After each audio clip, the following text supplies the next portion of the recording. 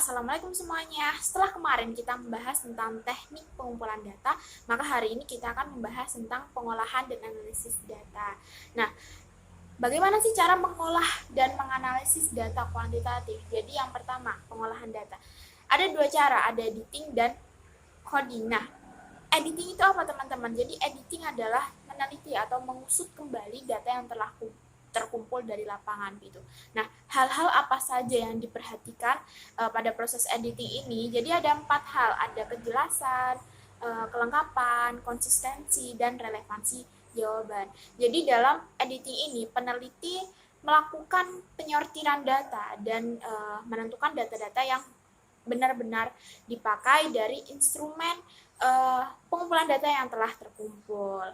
Yang kedua adalah pengorganisian data. Jadi ada tabulasi dan presentasi. Tabulasi adalah memasukkan data yang diperoleh dari lapangan dalam bentuk tabel. Tujuannya apa? Jadi kegiatan ini itu bertujuan agar data yang diperoleh tadi dari hasil editing tentunya nanti terlihat lebih sederhana dan mudah dipahami gitu. Nah, untuk presentasi sendiri adalah suatu nilai perbandingan yang dijadikan dalam skala 100 begitu. Jadi ada beberapa bentuk persentase, itu ada persen kolom dan persen baris. Tiga, yaitu penyajian data. Nah, tujuan dari penyajian data ini apa? Jadi tujuannya adalah data akan lebih cepat ditangkap dan dipahami. Kemudian memudahkan peneliti dalam menciptakan analisis data. Kemudian yang ketiga adalah membuat proses pengambilan keputusan dan kesimpulan itu akan lebih cepat, tepat, dan akurat. Nah, jadi ada beberapa bentuk penyajian data, yaitu ada grafik dan tabel. Yang keempat adalah analisis data. Jadi, di analisis data ini terdapat dua fungsi analisis data secara statistik, yaitu adalah statistik deskriptif dan statistik inferensial. Nah, dalam analisis data ini kita menggunakan tendensi sentral, di mana tendensi sentral ini adalah bilangan yang mewakili keseluruhan satuan data. Jadi, ukuran tendensi sentral yang biasa digunakan itu adalah mean, rata-rata hitung, kemudian modus, nilai dengan frekuensi tertinggi, dan yang terakhir adalah median, nilai tengah. Nah, selanjutnya yang kelima adalah mengukur derajat hubungan antar variabel. Jadi setelah melakukan analisis data, maka melakukan pengukuran derajat hubungan antar variabel di mana menggunakan statistik sederhana. Untuk rumusnya bisa kita lihat di sini. Selanjutnya, kita akan membahas tentang mengolah dan menganalisis data kualitatif sesuai dengan tema, konteks, dan interpretasi. Oke, yang pertama, pengolahan data sesuai dengan tema. Jadi, penelitian kualitatif itu kan cenderung menghasilkan data-data dengan jumlah yang sangat banyak dan dalam bentuk yang kurang terstruktur, begitu ya.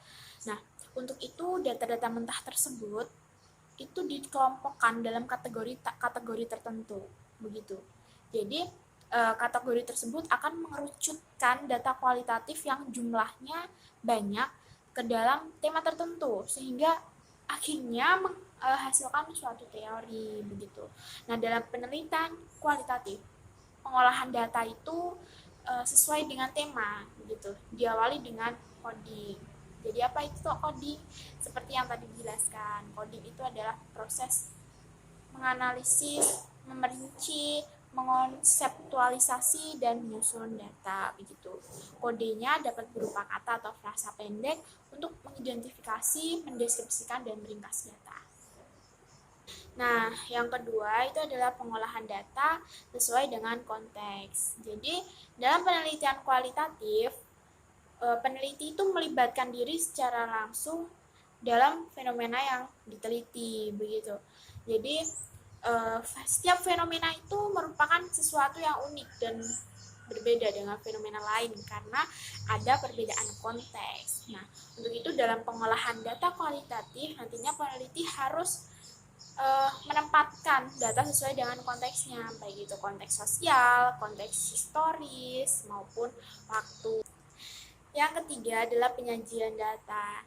Jadi kalau tadi di data kuantitatif, penyajian data dengan grafik dan tabel. Nah, kalau untuk yang kualitatif adalah dengan narasi. Nah, narasi itu adalah cara penyajian data dengan menggunakan kata-kata atau kalimat.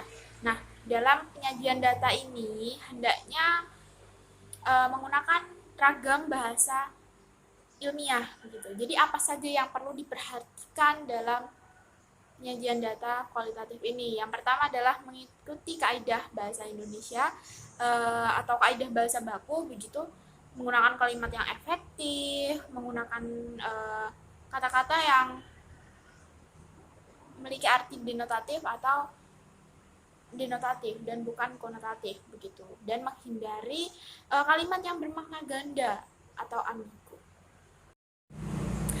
Nah, yang terakhir adalah penginterpretasian data. Jadi interpretasi data adalah upaya untuk memahami data secara lebih mendalam. Dengan melakukan interpretasi data ini, peneliti akan lebih akan dapat memberikan arti lebih luas dari berbagai penemuan yang telah diperoleh dari penelitian di lapangan. Jadi ada beberapa teknik yang dilakukan untuk menginterpretasikan data. Jadi yang pertama itu ada memperluas hasil analisis.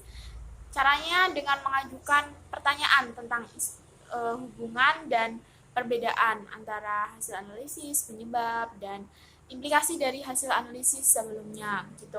Nah, yang kedua, menghubungkan temuan yang diperoleh dari hasil pengumpulan data di lapangan dengan pengalaman pribadi begitu.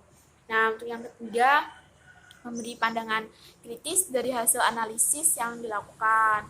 Dan yang keempat, menghubungkan hasil-hasil analisis dengan teori yang sesuai dengan topik penelitian. Oke, tadi kita sudah membahas tentang pengolahan dan analisis data, ada data kuantitatif dan kualitatif. Kemudian yang terakhir ini, bagian terakhir adalah menyimpulkan hasil pengolahan data dan informasi. Jadi hasil yang didapatkan dalam suatu penelitian itu adalah kesimpulan. Nah, dari kesimpulan itu nanti didapatkan sebuah saran untuk penelitian-penelitian selanjutnya gitu. Jadi kesimpulan itu adalah pernyataan singkat, jelas, dan sistematis dari keseluruhan hasil analisis, pembahasan, dan pengujian hipotesis.